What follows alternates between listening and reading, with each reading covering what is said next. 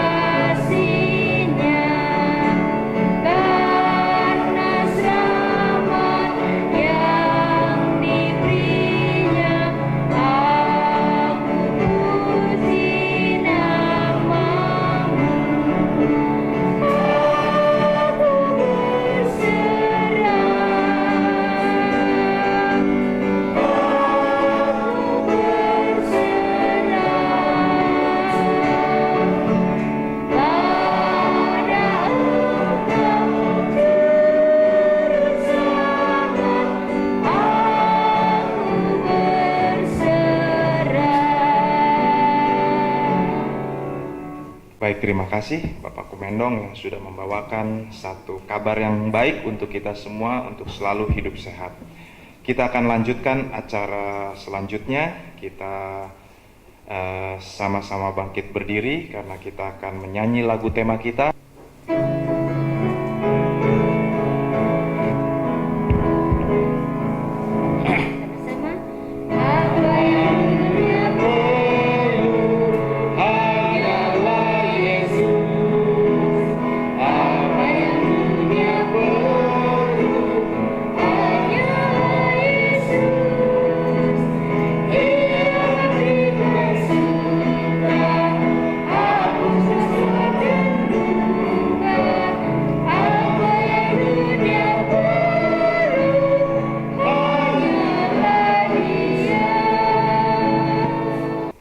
di surga, kami bersyukur kepadamu oleh karena kasih karuniamu bagi kami. Terima kasih Bapa, kami telah mempelajari firman Tuhan, bagaimana caranya untuk menerapkan, mengaplikasikan dalam kehidupan kami satu kehidupan yang sehat.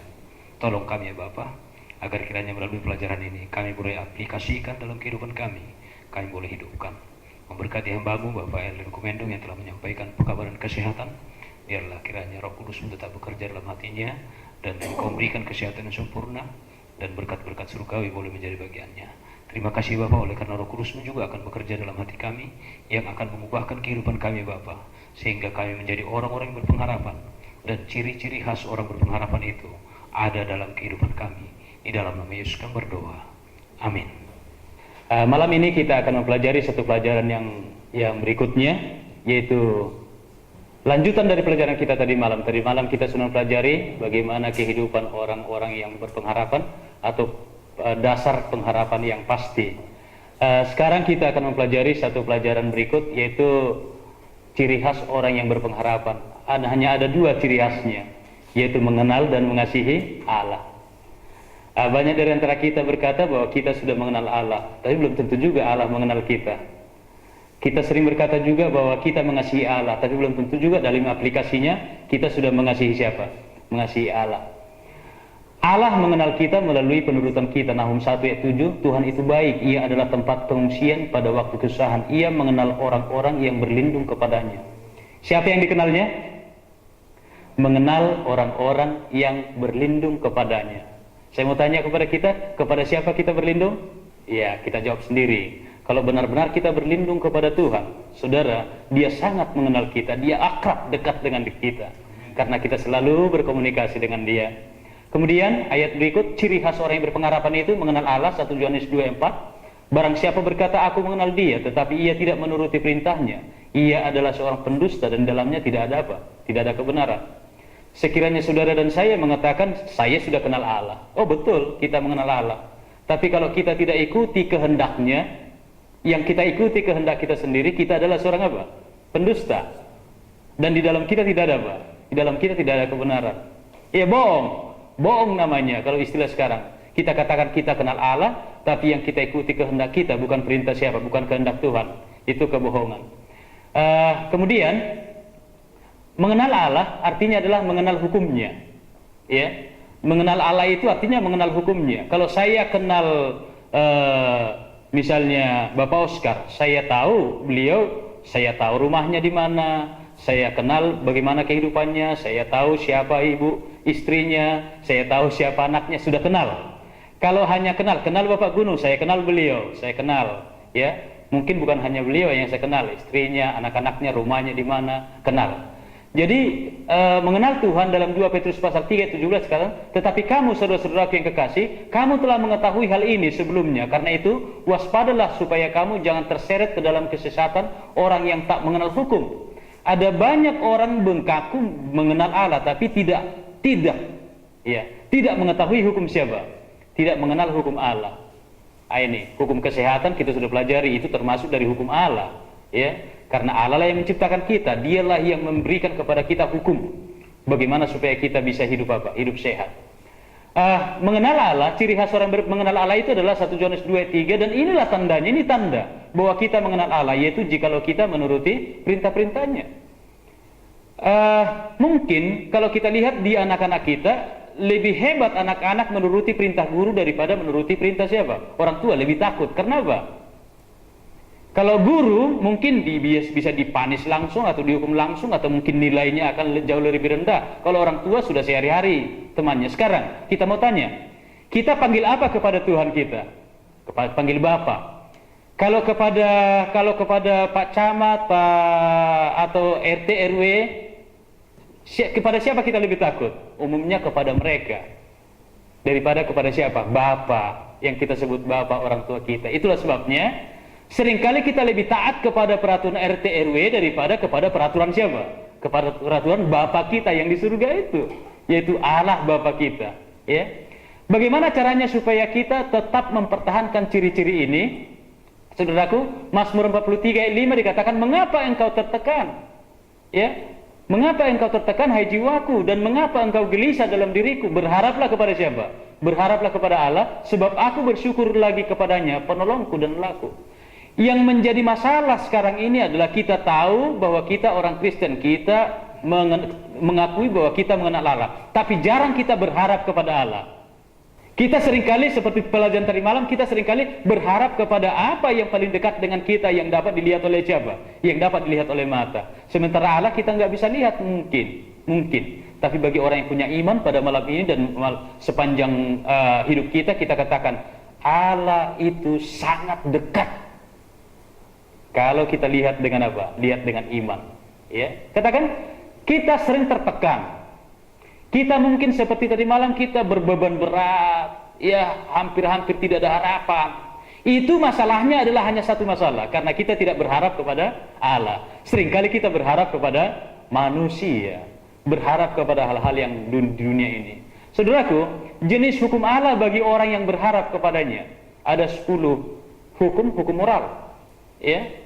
Hukum moral ini juga mungkin ini seringkali kita nyatakan, oh saya sudah ikut hukum Tuhan, sama seperti orang muda yang bersama dengan Yesus itu. Sejak kecil saya sudah ikuti itu hukum Tuhan. Tapi sudah lihat, jangan ada padamu ilah lain. Masih sering kita lebih banyak mengilahkan apa yang mungkin ada yang di rumah, kecantikan kah, televisi, apa lain sebagainya. Ilah itu artinya adalah segala sesuatu yang utama dalam hidup kita itu ilah. Makanya selain sebagai seorang Kristen, kita membuat yang utama itu dari siapa? Tuhan. Supaya tidak ada ilah lain. Yang kedua, jangan membuat dan menyembah patung. Jangan membuat dan jangan menyembah. Ya, menyerupai apapun yang di langit, yang di bumi, dan juga apa yang di laut. Kemudian yang bagian ketiga, jangan menyebut nama Allah dengan sembarangan. Ya, mungkin kita sering kali menyembah Tuhan hanya dengan mulut, tidak dengan apa? Tidak dengan hati. Sebab Tuhan katakan segala perkataanku katanya tidak pernah keluar dengan sia-sia. Kalau kita sebut namanya, nggak pernah kita sebut namanya dengan sia-sia. Kita sebut namanya berarti itu penuh dengan apa? Arti. Ya. Tidak disebutkan dengan sembarangan. Dan bagian keempat, ingat dan kuduskan hari Sabat. Sudah tahu? Mungkin ada pelajaran yang lebih panjang lagi mengenai hari Sabat. Kemudian hormatilah ayahmu dan ibumu. Kemudian jangan membunuh, jangan berzina, jangan mencuri, jangan mengucapkan saksi dusta, dan jangan mengingini milik orang lain, milik sesama manusia. Saudara, inilah hukum moral.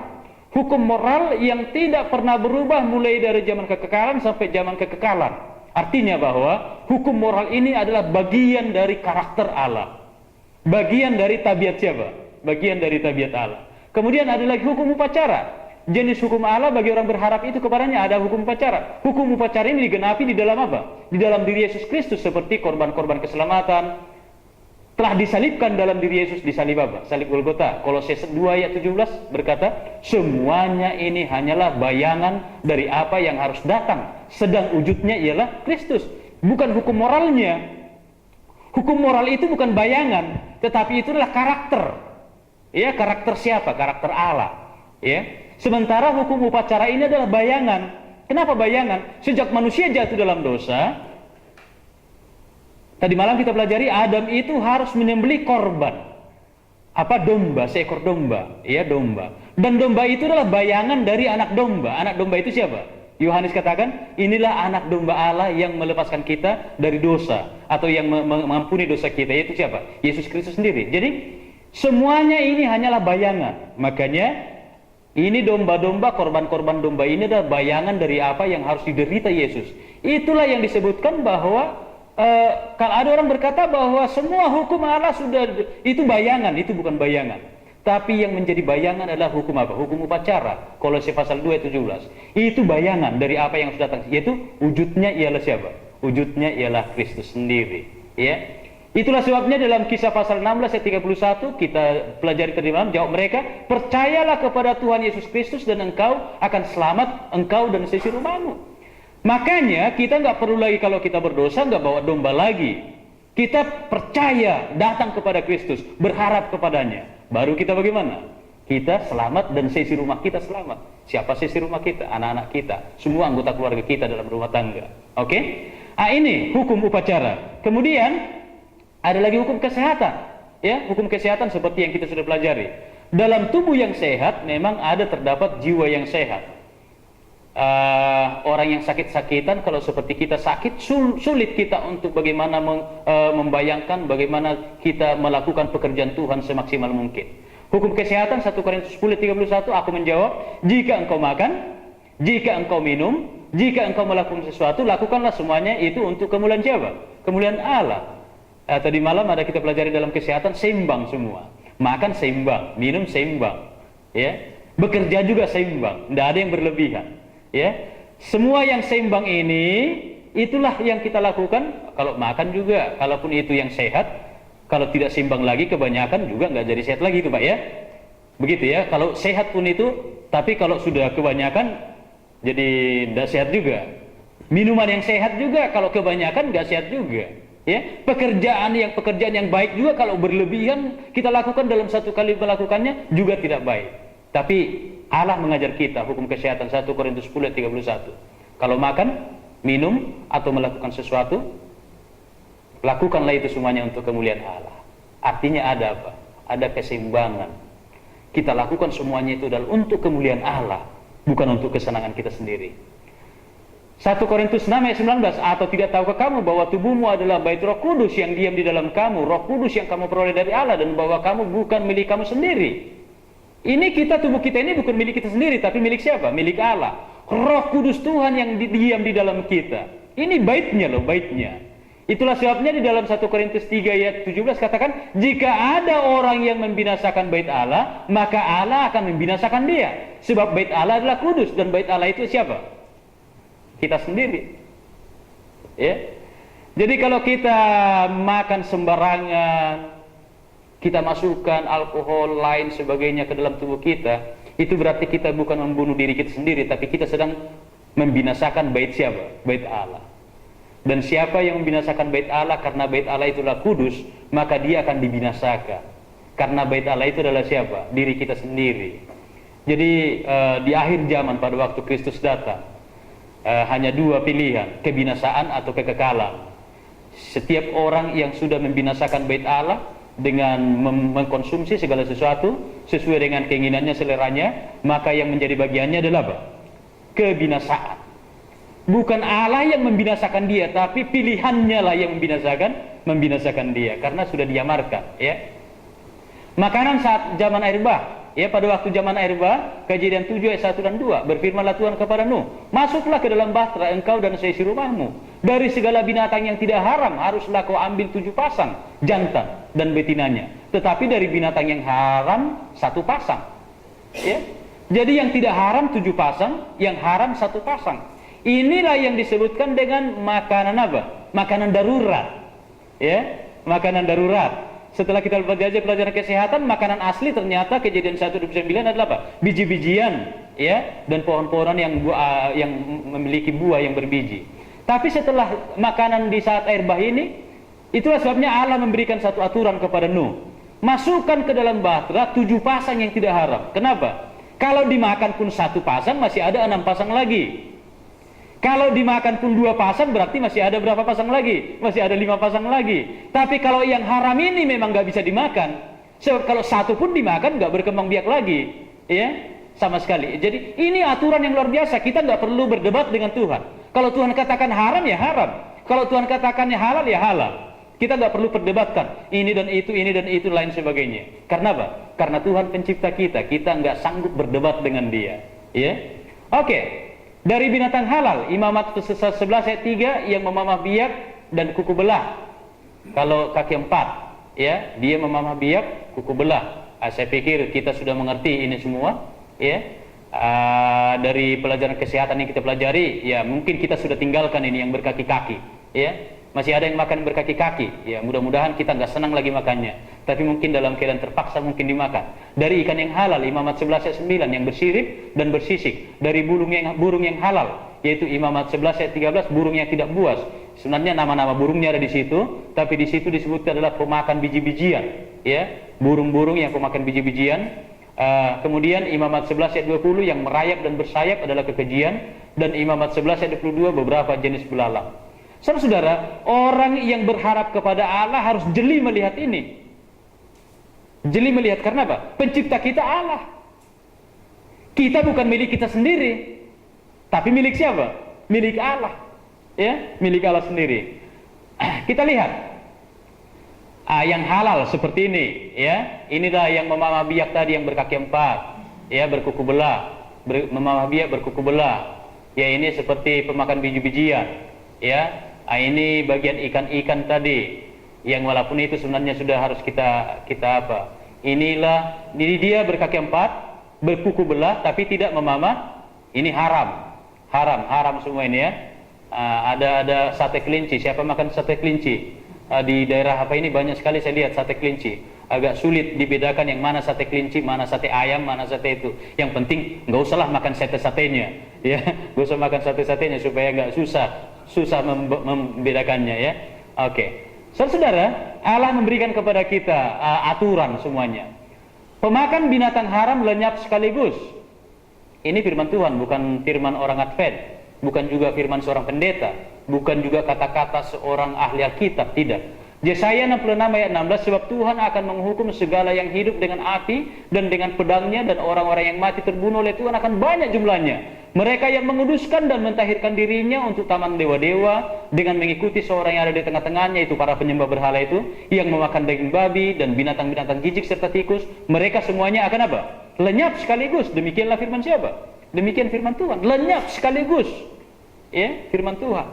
Jadi mereka masih tergolong kepada orang-orang penyembah apa? Penyembah dewa, penyembah berhala. Ya, karena memang dalam penyembah berhala, kita ingat dulu sebelum kita mengenalkan kebenaran,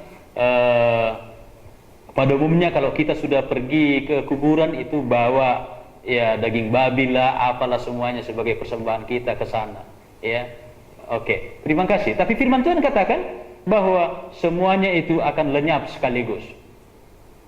Imamat 3 ayat 17, inilah ketetapan untuk selamanya bagi kamu turun-temurun di segala tempat kediamanmu. Janganlah sekali-kali kamu makan lemak dan darah. Ya, ini aturan dari siapa? Aturan dari Tuhan. Lemak dan darah daripada hewan tersebut. Ya.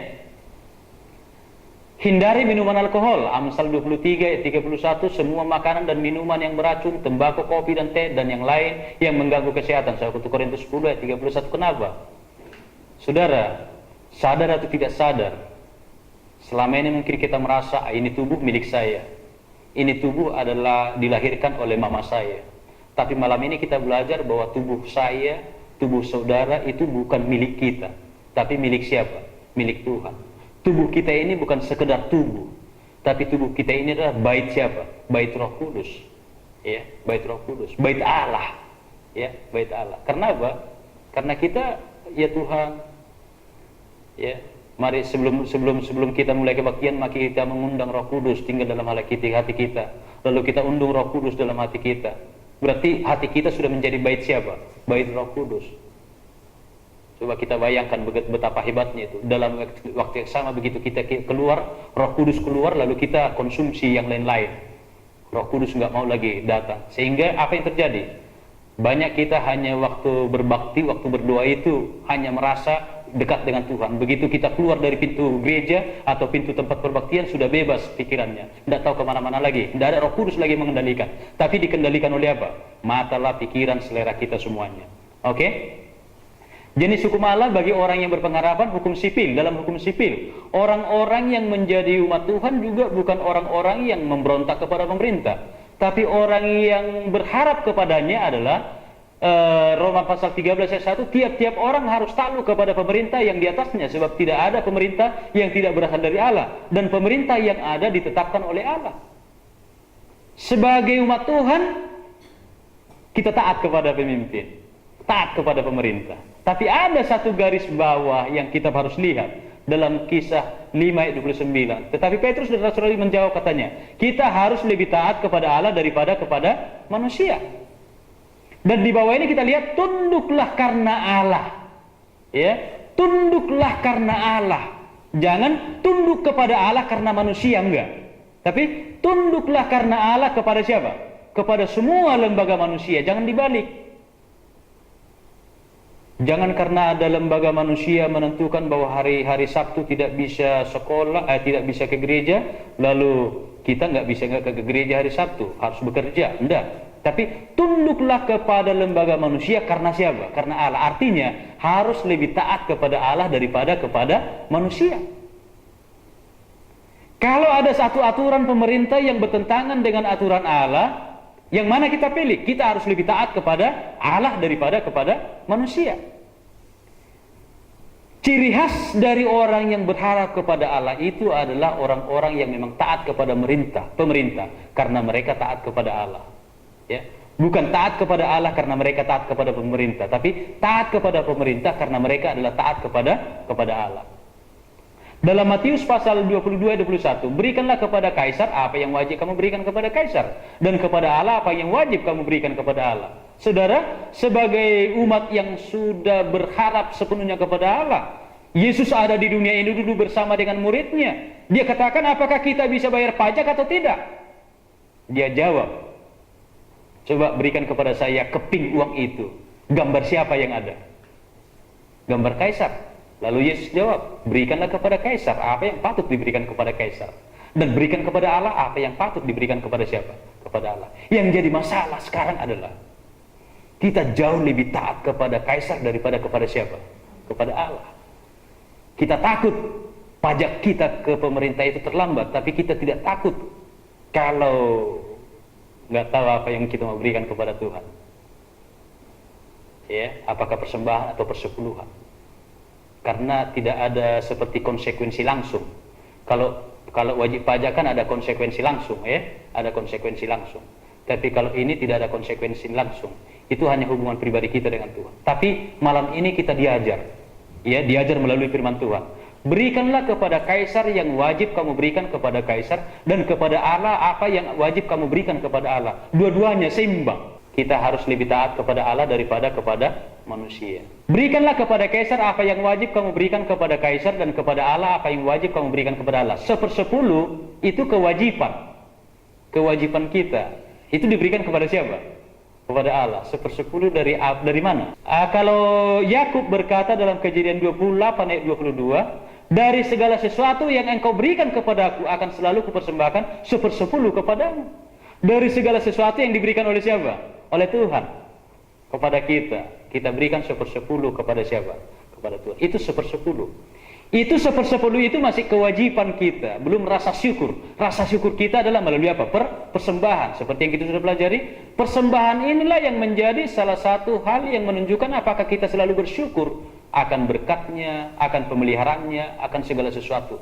Tapi ingat, jangan sampai kita lebih taat kepada kaisar daripada kepada siapa? Kepada Allah. Harus lebih taat kepada Allah daripada kepada manusia. Bisa kita ingat itu.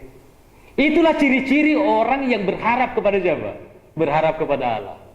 Lebih takut kepada Allah daripada kepada manusia. Saudara yang dikasih oleh Tuhan, pelajaran kita pada malam ini nggak terlalu panjang. Ya, tadi malam juga kita sampai 8:30 sudah mati gitu ya. Ini juga selesai. Yang artinya bahwa ciri-ciri khas dari orang berpengharapan itu, bahwa mereka itu ciri-cirinya tadi adalah mengenal Allah dan mengasihi Allah, ya. Jadi ciri khas orang yang berpengharapan itu adalah mengenal dan mengasihi siapa? Mengenal dan mengasihi Allah. Apakah Allah sudah mengenal Anda? Pada hari terakhir banyak orang akan berseru kepadaku, Tuhan, Tuhan, bukankah kami bernubuat demi namamu, dan mengusir setan demi namamu, dan mengadakan banyak mujizat demi namamu? Pada waktu itulah aku akan berterus terang kepada mereka dan berkata, aku tidak pernah mengenal kamu. Kenapa? Kita sudah pelajari tadi ciri orang yang mengenal Allah bagaimana. Tapi pada akhir zaman, pada waktu Kristus datang, jangan kata-kata ini keluar untuk kita, aku tidak pernah mengenal engkau. Tapi biarlah kata-kata, sahabatlah hambaku yang setia, marilah masuklah ke dalam apa? Dalam rumah Bapakku. Saudaraku, apakah Anda juga sudah mengenal Allah? Inilah tandanya bahwa kita mengenal Allah, yaitu jikalau kita sudah tadi menuruti perintahnya, Galatia 4:9. Tetapi sekarang sesudah kamu mengenal Allah, atau lebih baik sesudah kamu dikenal Allah. Mengenal dan dikenal ada timbal balik, ya. Galatia 4:9. Mengenal dan dikenal. Bagaimanakah kamu berbalik lagi kepada roh-roh dunia yang lemah dan miskin, dan mau mulai memperhambakan diri lagi kepadanya? Artinya, kalau kita sudah mengenal Allah dan dikenal oleh Allah, jangan lagi memperhambakan diri kita kepada siapa? Kepada dunia. Tapi harus memperhambakan diri kita kepada siapa? Kepada Allah yang kepadanya kita benar-benar berharap. Mengapa harus melakukan perintah Allah ini? Matius 12:50, sebab siapapun yang melakukan kehendak Bapakku di surga, dialah saudaraku laki-laki, dialah saudaraku perempuan, dan dialah ibuku. Kemudian, tetapi semua orang yang menerimanya, yaitu menerima Yesus, diberinya kuasa supaya menjadi anak-anak Allah, yaitu mereka yang percaya dalam namanya. Semua orang yang berharap kepadanya disebut sebagai anak-anaknya. Ya, anak-anaknya. Saudara dan saya menjadi anak-anaknya. Berarti Yesus menjadi apa? Saudara. Ya. Kemudian lihatlah betapa besarnya kasih yang dikaruniakan Bapa kepada kita sehingga kita disebut anak-anak Allah. Dan memang kita adalah anak-anak Allah, karena itu dunia tidak mengenal kita sebab dunia tidak mengenal Dia. Ya. Apakah saudara mengasihi Allah? Yesus berkata dengan tegas, "Jikalau kamu mengasihi aku, kamu akan menuruti segala perintahku. Barang siapa memegang perintahku dan melakukannya, dialah yang mengasihi aku. Dan barang siapa mengasihi aku, ia akan dikasihi oleh Bapakku, dan aku pun akan mengasihi dia, dan akan menyatakan diriku kepadanya." Yohanes 14 ayat 15 dan ayat 21. Saudara, kita semua adalah anak-anak Allah, yaitu orang-orang yang berpengharapan jika kita mengenal dan mengasihi Allah. Kiranya Tuhan memberkati kita, sehingga bila mana Yesus datang, itulah yang kita harapkan satu-satunya dalam hidup kita, yaitu kedatangan Kristus yang kedua kali. Dan ciri-ciri orang yang berharap itu ada menjadi bagian kita sekarang ini. Mari kita sama-sama berdiri, kita akan berdoa. Ya Tuhan Allah Bapa kami yang bertata dalam kerajaan surga, terpujilah namamu ya Bapa. Terima kasih ya Bapa. Pada malam ini kami telah mempelajari nasihat dari firman-Mu. Ya Bapa, biarlah kiranya ciri khas ini boleh menjadi milik kami, yaitu mengenal Engkau dan mengasihi Engkau. Menuruti kehendak-Mu, bukan kehendak kami sendiri. Sehingga kami mengenal Engkau dan Engkau mengenal kami. Dan kami juga tidak memperhambakan diri kami lagi kepada dunia ini ya Bapa. Tapi kami menjadi anak-anak-Mu kelak, dan bila mana Engkau kelak datang ya Bapa, kami juga akan bersama-sama dengan Engkau. Dan di mana Engkau berada, disitulah kami berada. Terima kasih Bapa di surga, pada malam ini. Biarlah kiranya Engkau perbarui kehidupan kami melalui firman Tuhan ini. Sehingga dimanapun kami berada ya Bapa, kami mempertahankan ciri khas kami sebagai anak-anak Tuhan. Dan kemanapun kami pergi ya Bapa, dan pada waktu Kristus datang, ciri khas ini juga akan menjadi ciri-ciri khas kami selama-lamanya sepanjang hidup kami. Sehingga pada waktu kedatangan yang kedua kali, kami boleh benar-benar menjadi anak-anak kekasih-Mu dalam kerajaan surga, hidup bersama-sama dengan Engkau. Terima kasih Bapa di surga, jadilah kehendak-Mu atas kami. Dalam nama Yesus kami berdoa. Amin.